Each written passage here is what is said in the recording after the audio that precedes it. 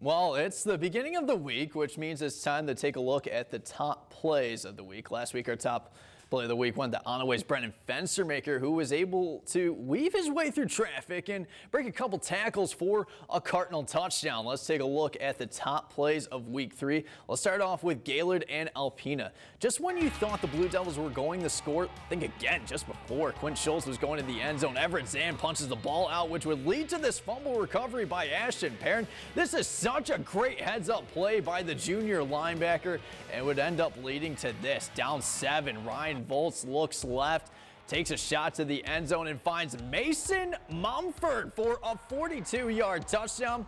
With the extra point, the Wildcats would tie the game at 27, but the Blue Devils tacked on a field goal to win the game. 30-27 was the final score.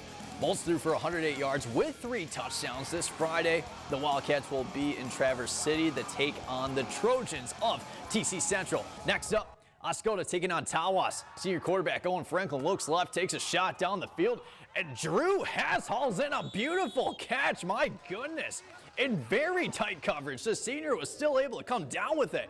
Yes, the ball placement on this throw was great, but to come away with the catch, man, that was spectacular. Hess finished with 96 receiving yards along with 1 touchdown. Staying with Oscoda, check this out. Yes, we showed you last week that Owen Franklin scrambled his way for 6 against Rogers City, but this play is a lot better than that. The senior takes the snap and goes 96 yards to the house.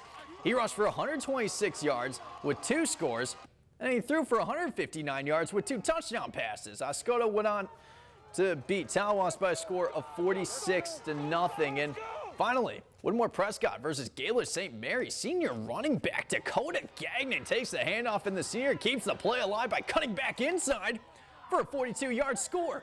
Whittemore Prescott suffered their first loss of the season. 54-18 was the final score.